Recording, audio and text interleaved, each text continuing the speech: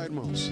A mensagem de hoje que trazemos do Evangelho de Cristo é a seguinte: em meio às adversidades, decida crescer na graça. Eu peço que, como eu, você abra a sua Bíblia em 2 Pedro, capítulo 3, versículo 18. Hoje o nosso irmão Walter, nosso pastor Walter, vai fazer com que o Evangelho de Cristo chegue até você com essa mensagem. Reflita no seguinte: é fácil esquecer de Deus quando tudo está bem, mas é na adversidade que você sempre o procura. De que maneira você procura Deus? De que maneira a adversidade vem através de várias influências que nos cercam te atingir? Essa mensagem vem de encontro a isso. Por isso, siga agora o Walter nessa mensagem evangélica aqui na nossa comunidade Hebron.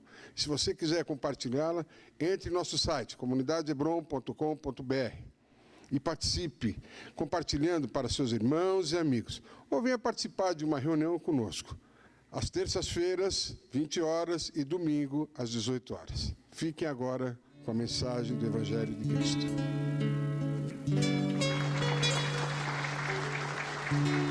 Nesta noite eu quero falar com vocês em 2 Pedro, capítulo 3, versículo 18.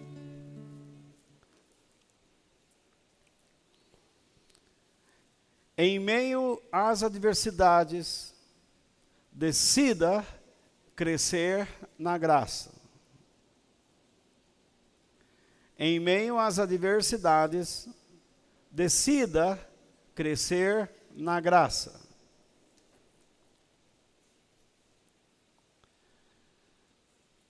O apóstolo Pedro declara: porém, continuem a crescer na graça e no conhecimento do nosso Senhor e Salvador Jesus Cristo. Glória a Ele, agora e para sempre. Amém. Quando um bebê nasce, a esperança de seus pais é que ele seja uma pessoa forte, sadia e inteligente. Pois ele não terá apenas momentos alegres na vida, prazerosos, mas ele também há de enfrentar muita luta, grandes desafios e adversidades. Então, você que tem um filho, um bebê, ou um filho pequeno, eu imagino que você anseia isso.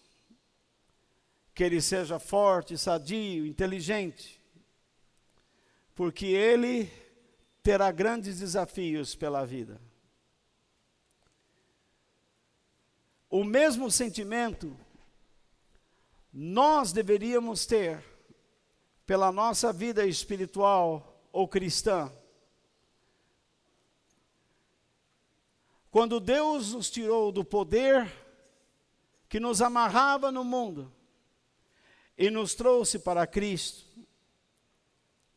isso foi apenas o início de uma experiência que nós chamamos de novo nascimento. Você estava preso a uma filosofia que se colocava contra Deus. Mas agora você está na pessoa de Cristo a favor de Deus. E após aquele ato,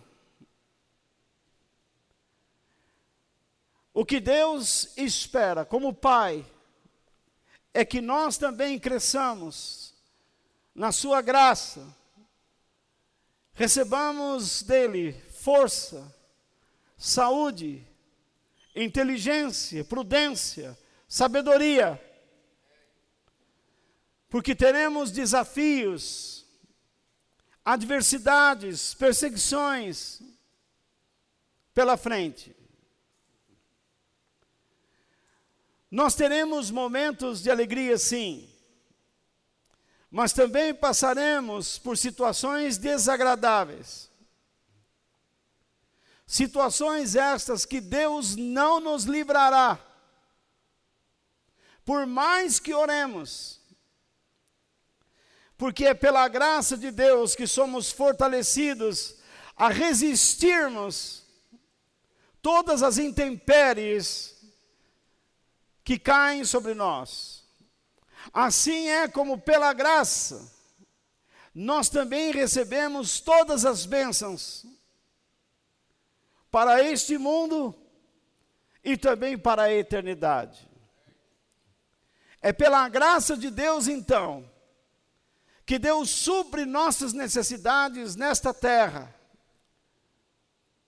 É pela graça de Deus que recebemos força e ajuda para suportarmos todo tipo de aflição. É pela graça de Deus que recebemos ânimo para não desanimarmos, a fim de sermos perseverantes e irmos para a eternidade. Quando Pedro escreveu essa carta, da qual eu extraio apenas um versículo de todo o texto, eu não posso me esquecer e nem de deixar de falar para vocês que esta carta foi escrita a um povo que estava sofrendo, que estava debaixo de grande adversidade. A perseguição era terrível. Cristãos estavam sendo mortos. Além do mais, falsos mestres estavam ingressando na igreja e ensinando um caminho de prazer, dizendo que eles não precisavam sofrer como os verdadeiros apóstolos diziam, porque Deus não quer ver o seu filho sofrer. Em nenhum momento Deus quer que seus filhos sofram. Os falsos mestres ensinavam isso. Então as pessoas começaram a tirar os olhos da palavra de Deus e do próprio Senhor Jesus Cristo e do próprio Deus Pai e focar nas promessas desses homens que ensinavam as pessoas distorções que em pouco tempo transformavam-nas em pessoas imorais. Portanto, pessoas que poderiam sofrer castigo, disciplina e até mesmo a rejeição divina. Quando nós lemos este verso, Pedro diz: continuem crescendo. Isso está no gerúndio. Num tempo continuado. Continuem crescendo. Continuem adquirindo conhecimento. Ele não está dizendo aqui que uma vez você já aprendeu sobre a graça, mas que nós precisamos estar constantemente aprendendo sobre a graça. Crescendo na graça. De forma alguma, Pedro está dizendo que nós devemos usar da graça de Deus para conseguir o que queremos, ou somente isso. Eu não quero que vocês se esqueçam que pela graça de Deus Ele nos dá bênçãos.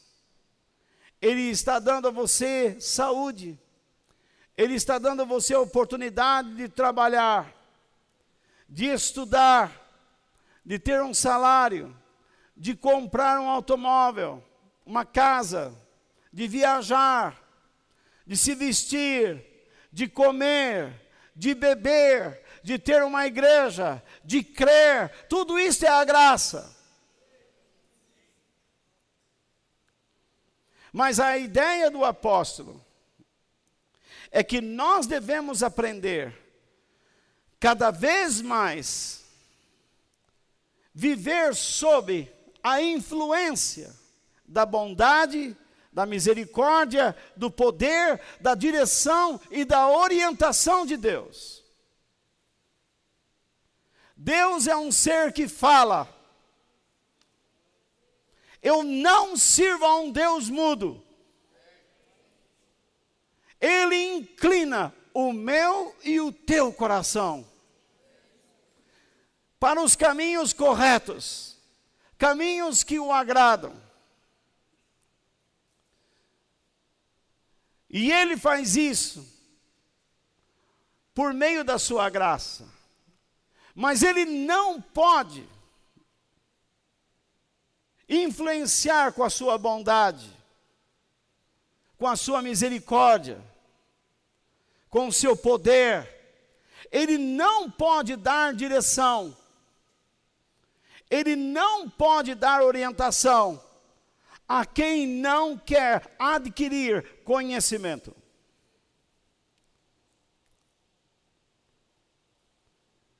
A graça de Deus atua em vários âmbitos. Em casa, no trabalho, na escola, no prazer. Nesses setores da vida, nós enfrentamos momentos alegres e momentos tristes também. Quem aqui já não experimentou uma alegria no namoro e uma tristeza? Quem aqui não experimentou uma alegria na escola e uma grande tristeza? E a mesma coisa em casa, no trabalho, na educação com os filhos, na vida social, nos seus relacionamentos.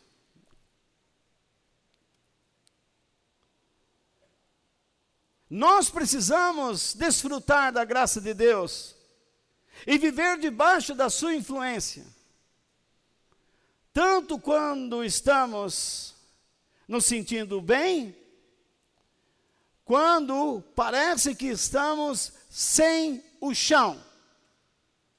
Vocês estão comigo? Mas como eu posso entender sua influência? Sem conhecimento bíblico, você não pode.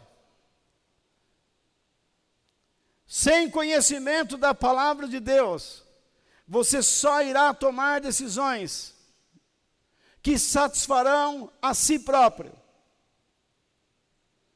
As suas decisões, muitas delas, são verdadeiras afrontas ao Santo, Eterno, Todo-Poderoso.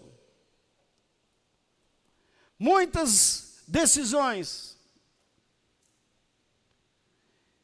truncam, impedem que Deus realize algo. Porque dia a dia estamos nos tornando mais egoístas.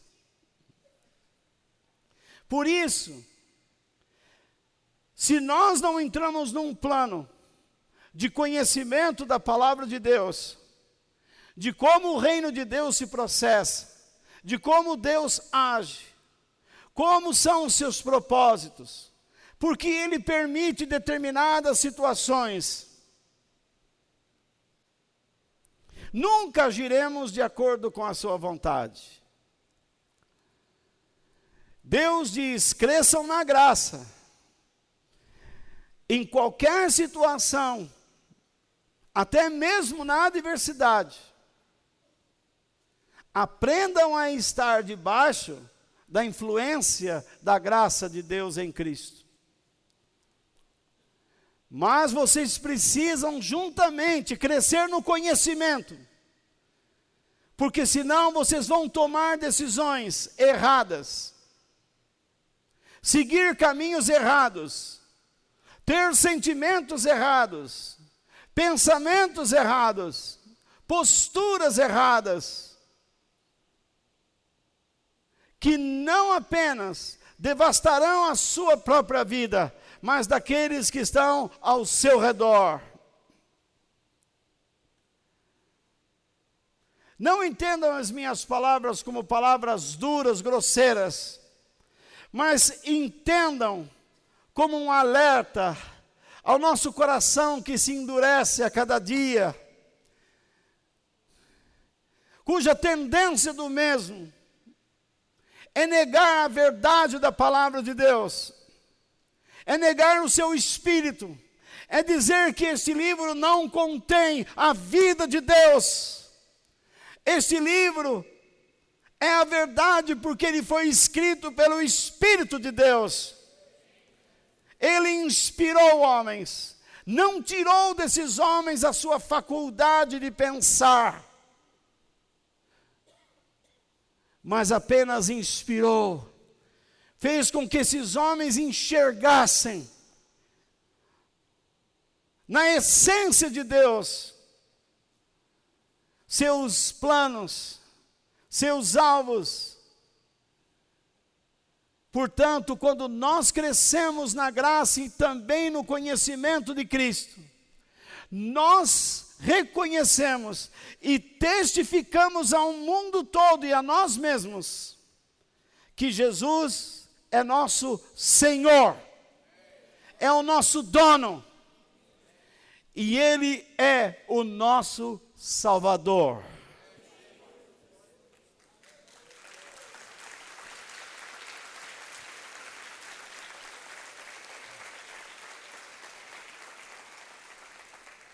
Por que eu tenho que testificar que Ele é o Senhor e meu Salvador? Eu jamais ouviria a sua voz, eu jamais deixaria o lugar que deixei, eu jamais sairia de onde saí, se não fosse convencido de que Ele é o dono, de que tudo está debaixo do seu controle e que Ele governa de eternidade a eternidade.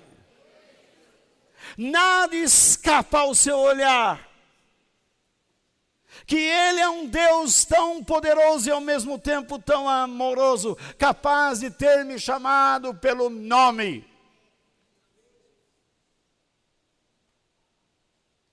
E Ele é o meu Salvador, porque Ele foi o único que conseguiu mostrar que eu estava enganado, que eu seguia ideias erradas, que eu seguia caminhos errados, que tudo que eu buscava era puramente interesse pessoal, fama e prazer. Eu não sabia amar, eu não sabia ter misericórdia, piedade. Todas as minhas decisões, como já disse, eram verdadeiras afrontas a um Deus poderoso, cheio de planos e que quer nos guiar a uma vida abençoada.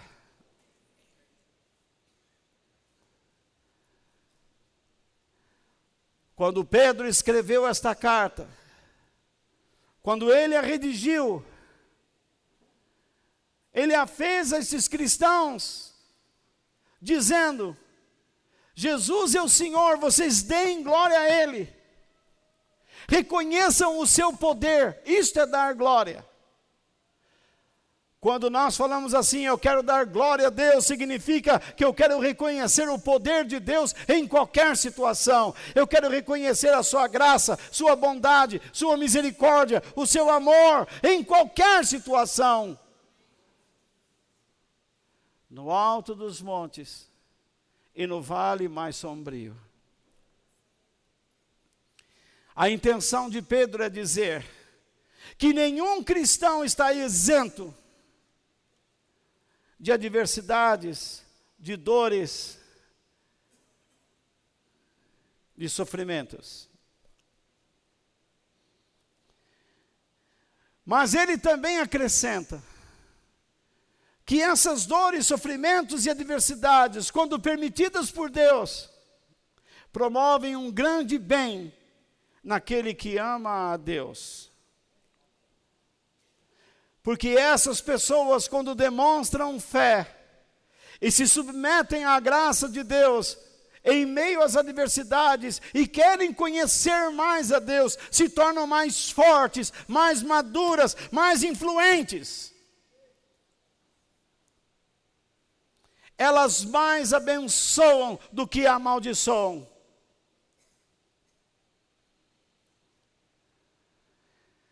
Pedro está dizendo, tudo depende da nossa atitude. Se formos submissos à graça de Deus e desejarmos conhecer mais, seremos pessoas distintas, amadas por Deus, muito abençoadas. Ainda há mais um pensamento. Em toda a sua carta, Pedro mostra que nenhum tipo de problema deve se tornar um empecilho na vida do cristão, um obstáculo para que ele possa crescer e desejar as coisas de Deus.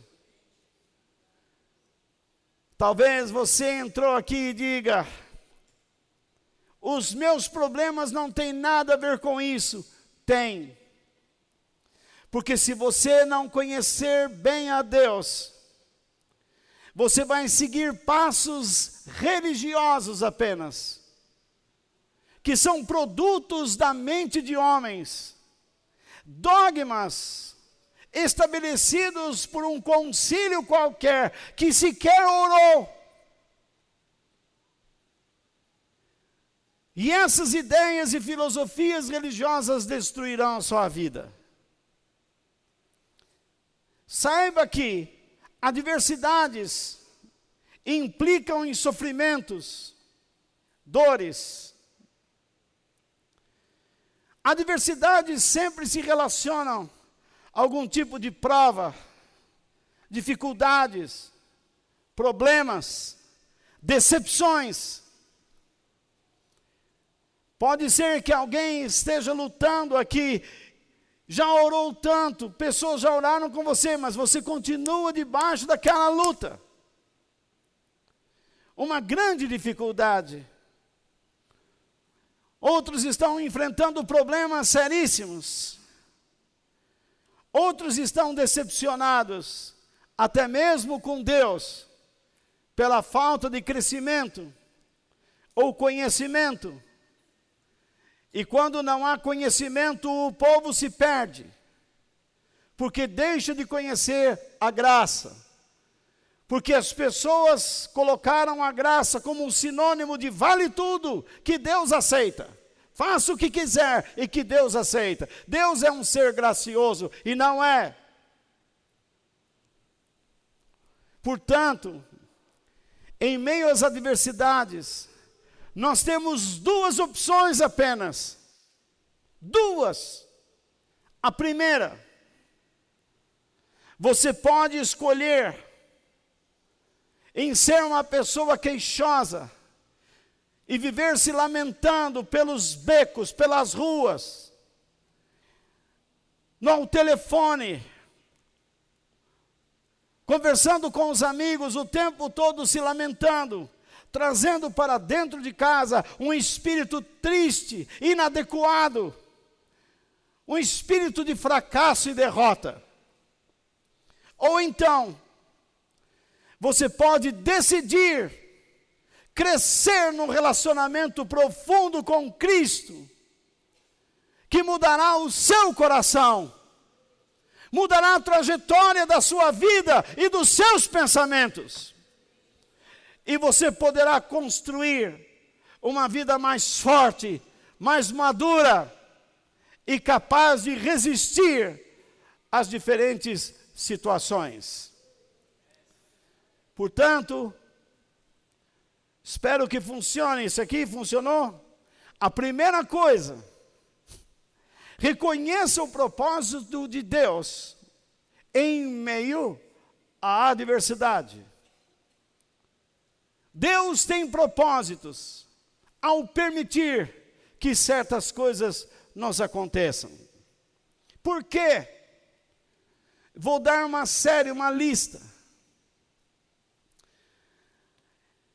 Ele deseja captar a nossa atenção. É fácil se esquecer de Deus quando tudo está bem. Você conhece alguém que procurou a Deus e depois que as coisas melhoraram, ele passou a viver como queria, e depois as coisas começaram a apertar, aí ele volta. Essa é a ideia que nós temos de igreja. Quando as coisas apertarem, eu preciso ir na igreja, agora melhorou, apertou, agora eu preciso ir. Não é assim, cristianismo não é isso. Cristianismo é uma vida constante de crescimento, na graça e no conhecimento de Cristo. Nós precisamos aprender que quando nós estamos na dificuldade, temos que fixar nosso foco em Deus e na sua palavra. Deus, nas adversidades, pretende inibir o nosso orgulho. Quando nós estamos bem, é fácil menosprezar as pessoas. É fácil menosprezar as situações. Nós achamos que nada vai mudar, que nada irá nos atingir, que nós sempre estaremos fortes, e que não precisamos de ninguém, e não precisamos ajudar ninguém.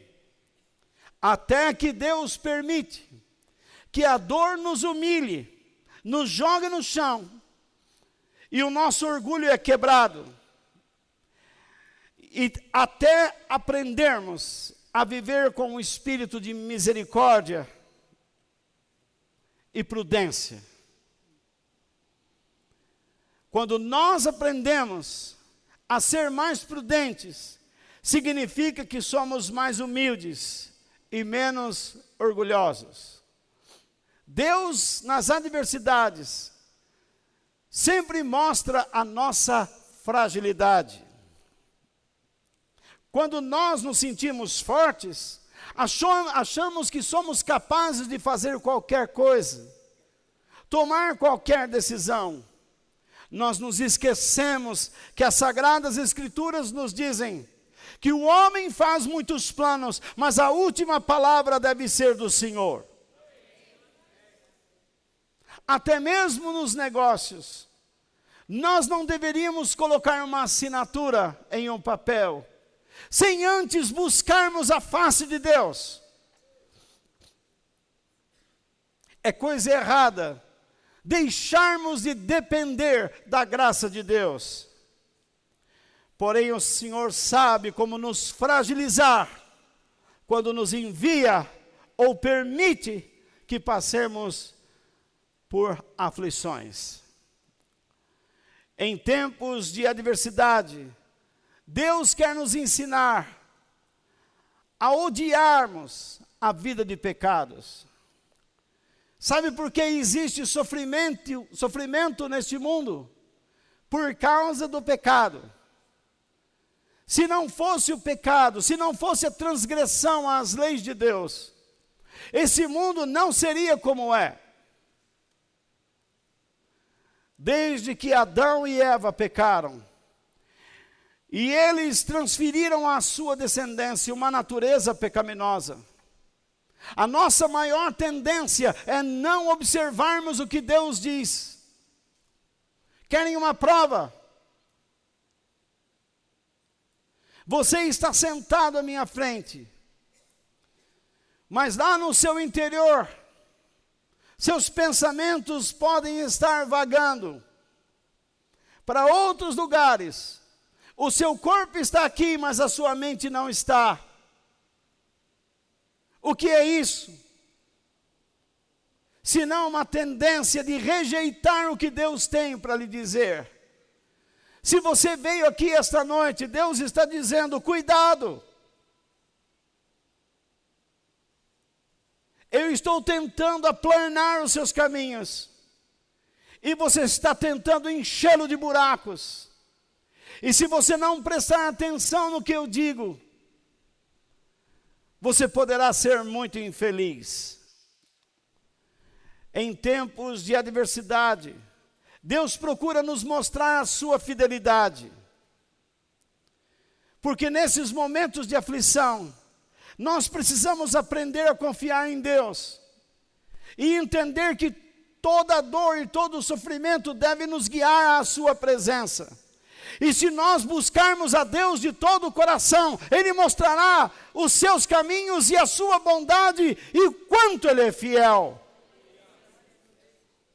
Em tempos de adversidade, Deus sempre quer nos capacitar para que ajudemos outras pessoas. Você está sofrendo, você está passando por lutas. Deus não está dizendo que você deve passar primeiro por essas lutas para ajudar alguém. Deus está dizendo, eu já estou lhe ajudando. Eu já estou lhe dando forças. Então faça a minha obra. Ajude alguém. Pare de se lamentar. Pare de murmurar. Pare de rastejar. Pare de comer o pó. Encha-se com a minha glória, viva debaixo do meu poder, da minha influência, dê aos outros o que eu estou dando a vocês.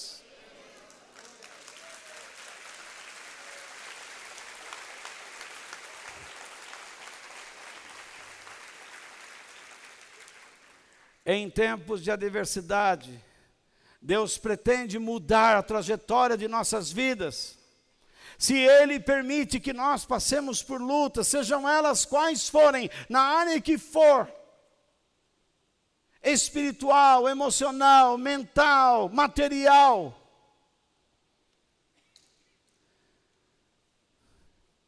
Deus permite certas situações, até mesmo doenças,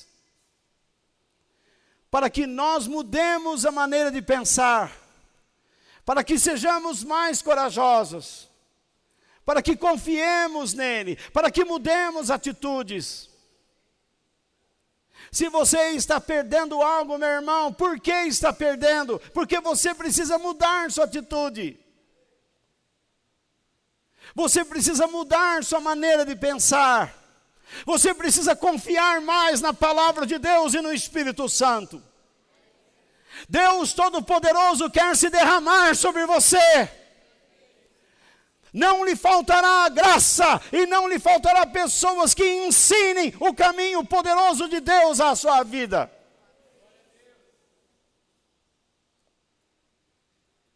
Mas Deus está dizendo, eu não posso aceitar que você continue vivendo do modo como está.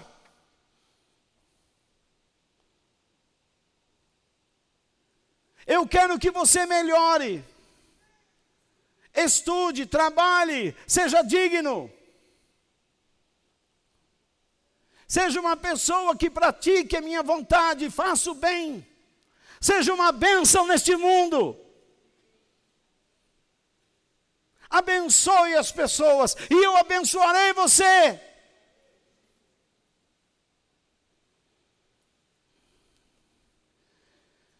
Portanto, segundo lugar, responda adequadamente diante da adversidade.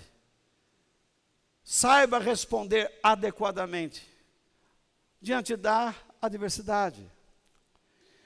Paulo nos fala em Romanos, capítulo 8, versículo 28. Vocês acharam na Bíblia? Abram suas Bíblias em Romanos, capítulo 8. Se você está do lado de alguém que é novo e tem dificuldades de abrir, ajude essa pessoa a abrir a palavra de Deus lá. Em Romanos capítulo 8, versículo 28. Esse versículo é muito conhecido, mas ao mesmo tempo muito mal interpretado. Paulo escreveu assim: pois sabemos que todas as coisas trabalham juntas para o bem daqueles que amam a Deus, daqueles a quem Ele chamou, de acordo com o seu plano. Vamos ler de novo. Pois sabemos que todas as coisas trabalham juntas para o bem daqueles que amam a Deus, daqueles a quem Ele chamou de acordo com o seu plano. O que é que nós sabemos?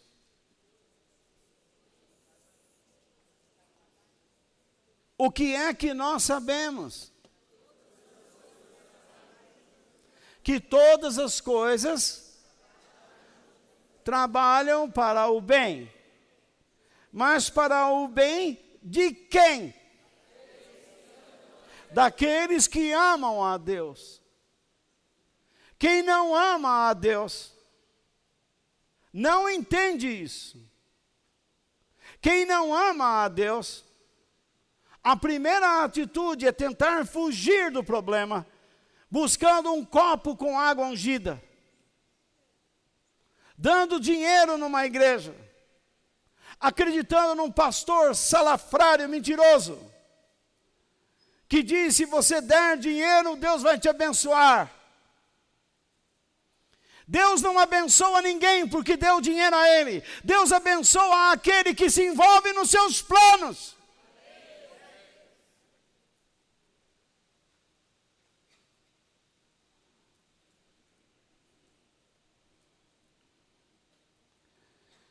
Quem são aqueles que amam a Deus? Aqueles que aceitaram o seu chamado para viver onde? Dentro dos seus propósitos, dentro dos seus planos. Você está fazendo do seu cristianismo uma religião particular? Interrogação. Não faça isso. Você acha que pode escolher o dia para estar na presença dos santos irmãos e de Deus? Você acha que pode dizer que pode trocar Deus por alguma outra coisa qualquer? Que você não tem a obrigação de ler a palavra de Deus diariamente?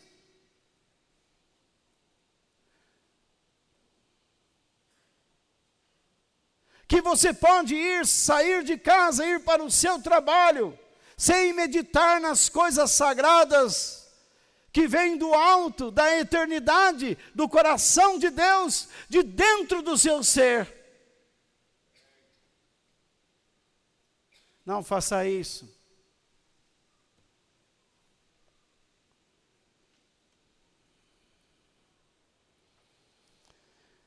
A primeira atitude que as pessoas têm diante dos problemas é fugir. Fugir para escapar deles. E pede oração daqui, oração de lá. Pede oração para pessoas que nem sequer conhecem a Deus.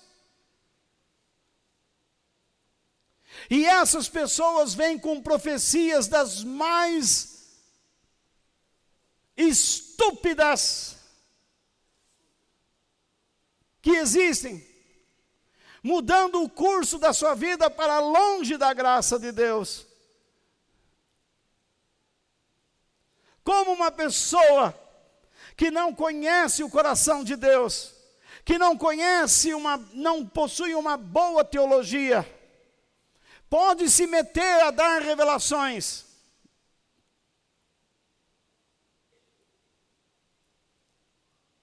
Eu já vi pastor dizendo assim: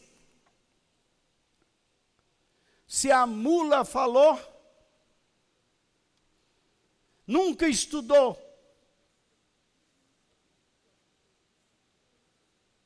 Seria demais vendo uma mula na escola,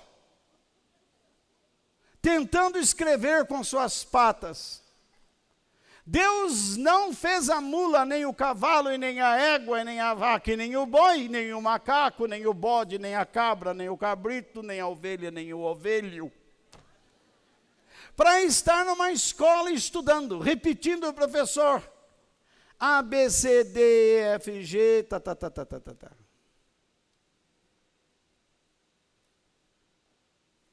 São animais que consideramos irracionais. Eles não têm a elevação do nosso raciocínio. Eles vivem por instintos e nós vivemos pela razão.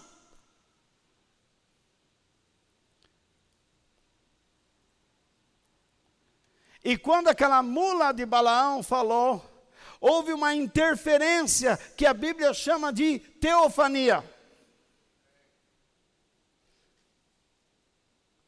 Então, quando alguém não estuda a Bíblia e se mete a falar, é pior que a mula.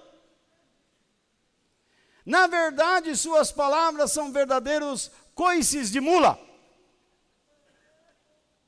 Na vida daqueles que querem amar a Deus, só causam dor, divisões.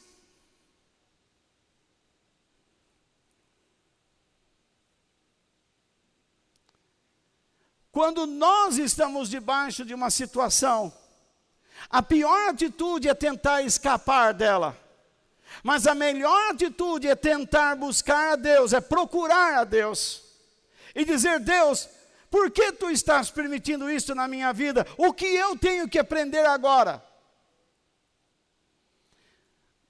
Você é pai, você é mãe. Quando você vai disciplinar o seu filho que comete uma coisa errada, a sua primeira atitude não é se aproximar dele e dar um tapa, chutar, dar uma cintada, dar com um chinelo, atirar um prato, a panela, jogá-lo do quarto andar. A sua atitude como pai é entender o dever que você tem de se aproximar de seu filho e dizer: filho, você errou nisto, e nisto, e nisto, e nisto. E por causa disso, então, eu preciso discipliná-lo.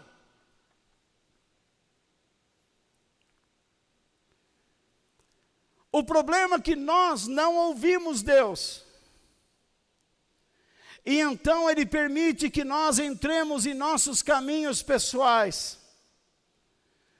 E comecemos a sentir dor.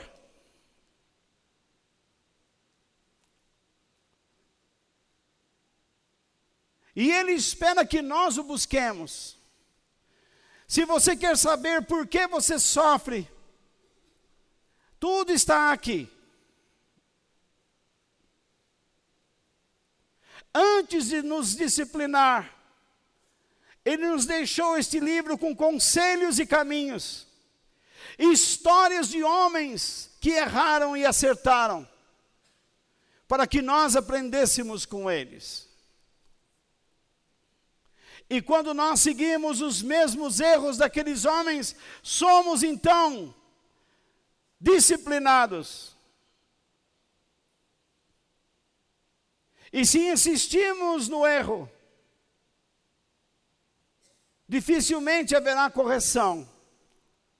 Porque a disciplina visa o quê? O amor e a correção. Quando nós descobrimos os objetivos de Deus, ao permitir situações difíceis em nossas vidas, nós crescemos e naturalmente rendemos a Ele o controle de nossa vida. para que seja feita a vontade dele e não a nossa. Em terceiro lugar, saiba que Deus usa as adversidades para o seu crescimento espiritual. Afinal, é isso que nós estamos tratando.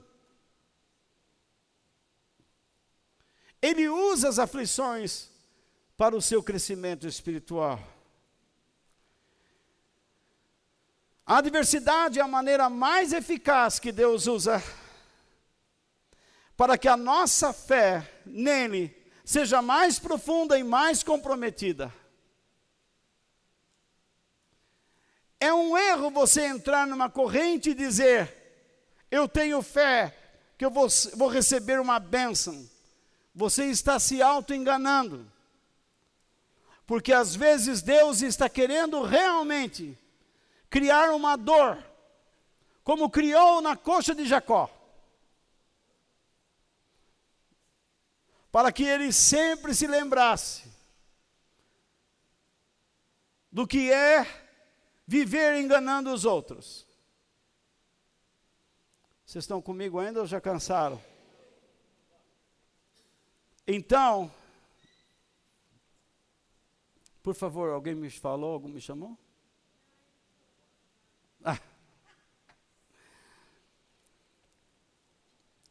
O apóstolo Pedro, em 1 Pedro, capítulo 1, versículos 6 e 7, diz o seguinte: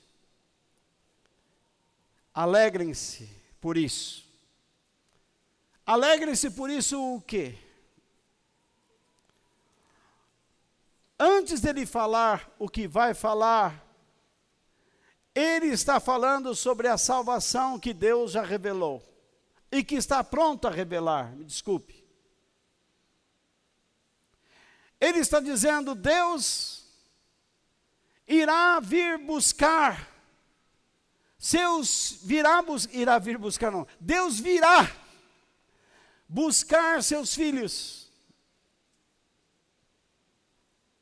no último dia da graça. Jesus virá e levará seus filhos, a igreja, para a eternidade. Alegrem-se por isso.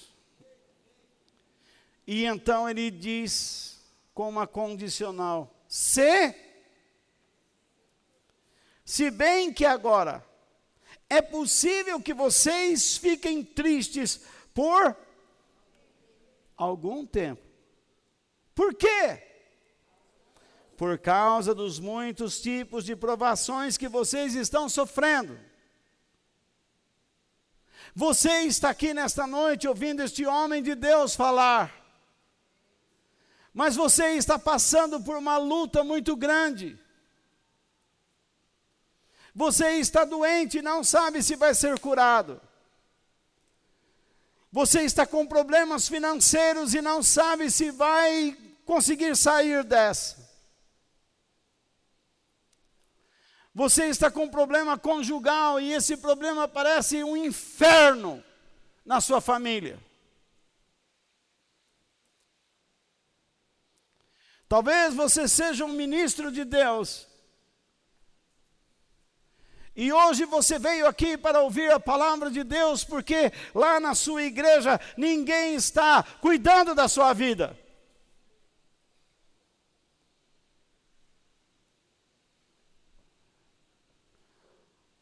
Tudo está capotando.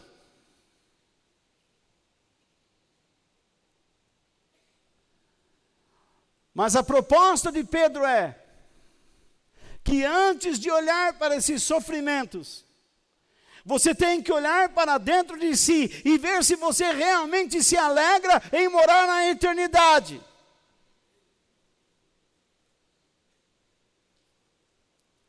Este é o conceito verdadeiro do cristianismo.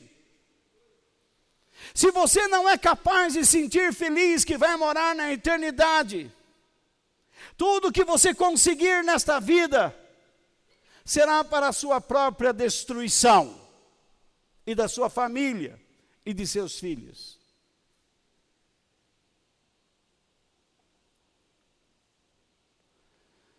Porque tudo que você conseguir e fizer será feito sem estruturas morais, cuja origem deveria ser divina.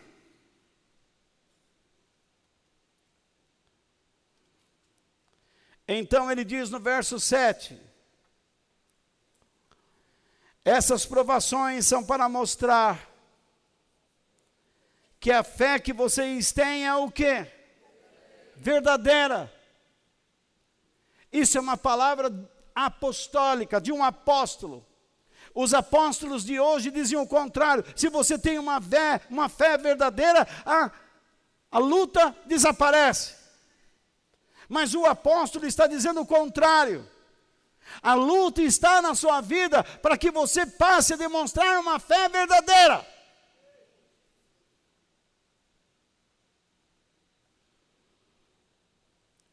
E então ele explica, metaforicamente, pois até o ouro, que pode ser destruído, é provado pelo fogo.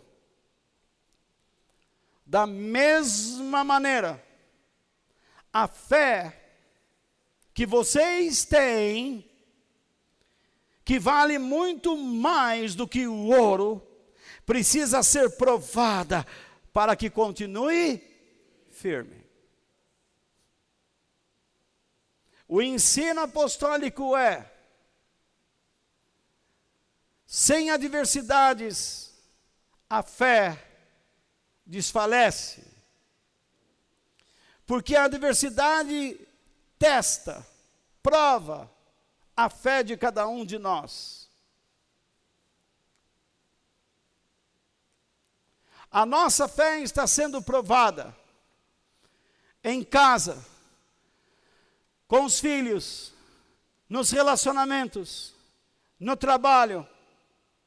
Como nós agiremos neste momento?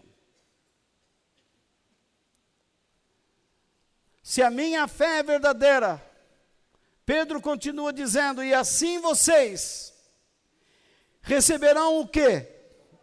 A aprovação, glória e honra no dia em que Jesus Cristo for revelado. Você entendeu o que ele disse aqui?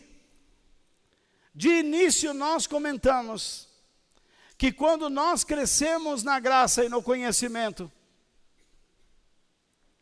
nós aprendemos a dar glória a Deus. Não é? Mas quando você atravessa este mundo, porque crê na eternidade, você luta e persevera, e você não muda seus princípios, você defende a sua fé em seu coração. Quando Jesus voltar, Ele irá honrar você.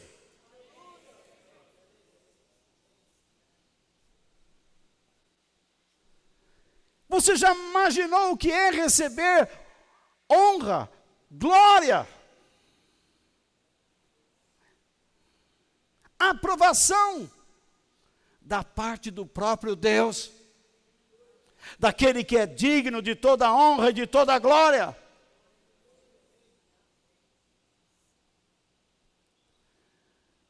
Isso significa que ele dirá: você pode vir, porque eu vi na sua vida todo o meu poder, minha misericórdia, minha bondade, minha autoridade, meus planos se realizando. Você viveu debaixo da minha graça, você procurou me conhecer.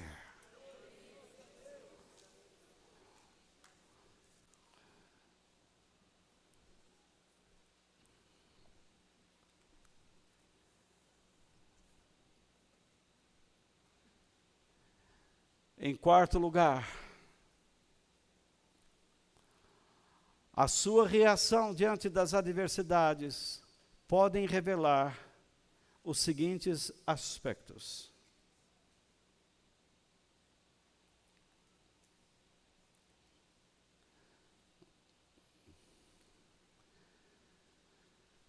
A sua reação dentro dos sofrimentos revelam a sua perspectiva de Deus. Dentro desse aspecto eu questiono, para você, Deus é digno de confiança? Até que ponto você prova que Ele é digno de confiança?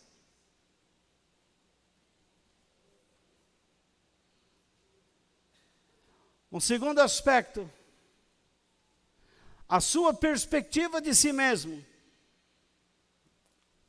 Você crê que é amado por Deus?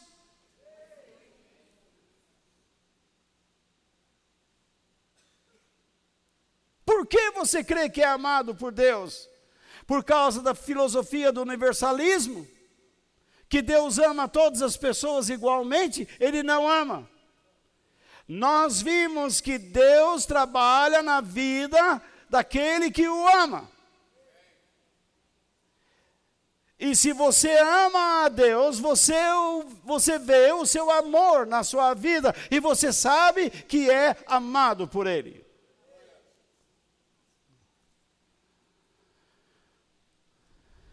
Na adversidade, você revela os seus pontos fracos e fortes.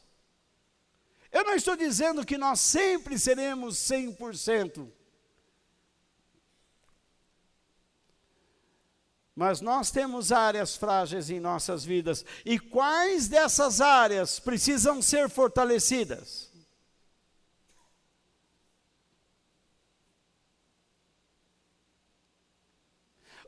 Onde você é mais frágil? Você sabe explicar.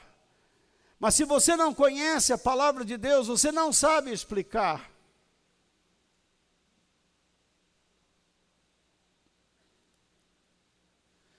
Se eu sou frágil numa área, eu preciso da graça de Deus. Mas se eu me tornei forte em outra área, eu preciso da graça de Deus para perseverar. Porque aquele que pensa estar de pé, cuidado para que não caia.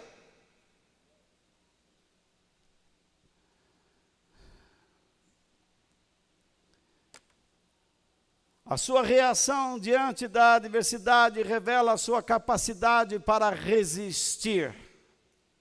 Você é um tipo de pessoa que se rende facilmente ao desânimo, ao chororô, ao mimimi. Ou você, com confiança em Cristo, resiste. Não digo que é errado pedir ajuda, meu irmão. Porque a palavra de Deus nos ensina que devemos carregar as cargas uns dos outros. Mas você não pode ser do tipo da pessoa que sempre está na desistência.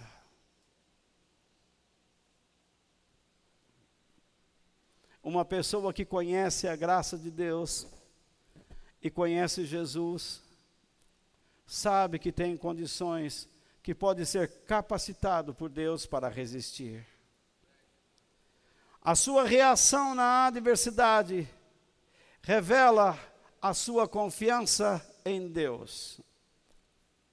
Você crê que Deus está permitindo este momento na sua vida, a fim de fortalecer a sua fé?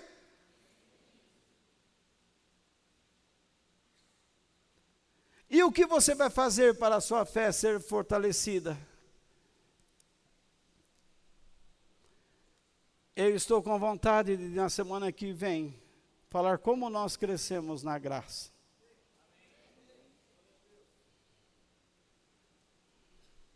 Falei tanto, cresça, cresça, cresça, mas preciso explicar como. Você está disposto a submeter sua vida a Deus? Ou você vai continuar seguindo um evangelho fraudulento, fraco, imoral? Entenda o seguinte: o nosso crescimento na graça do Senhor depende do modo como vemos as adversidades em nossas vidas.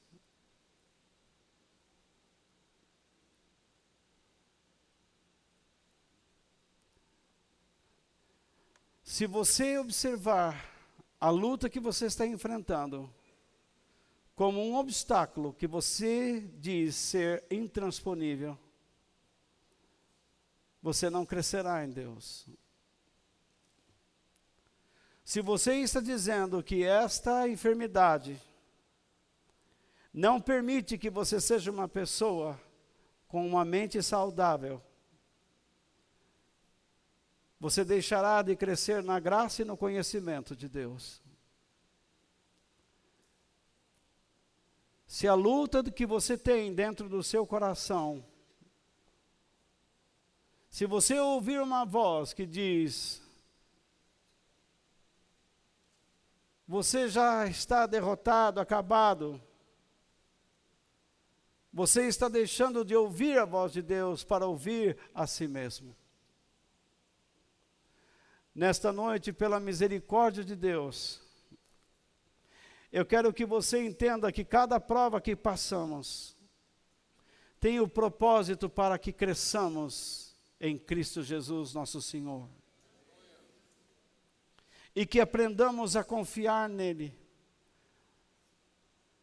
nos seus planos eternos e na sua infinita fidelidade. Se Deus falou ao teu coração nesta noite, usando a minha vida, que também enfrenta lutas,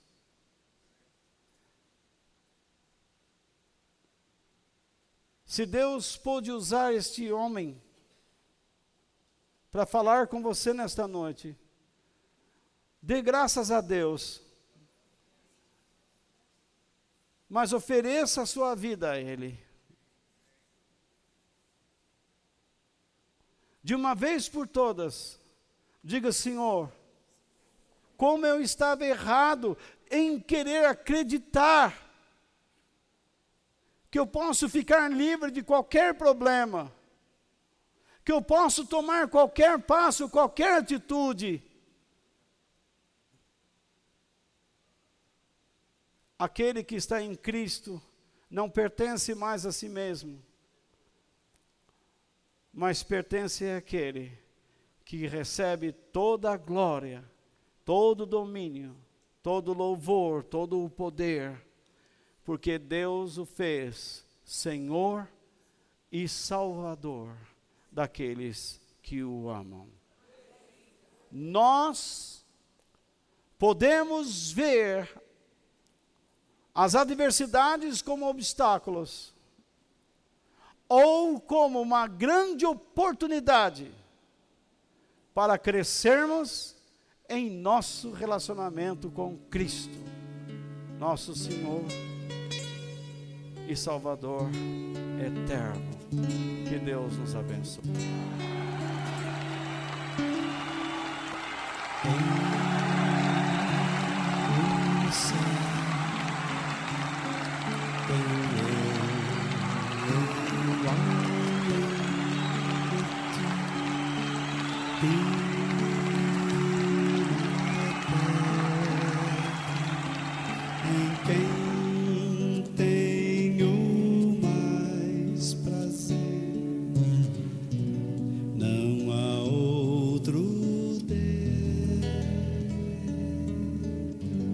Semelhante a ti, Senhor,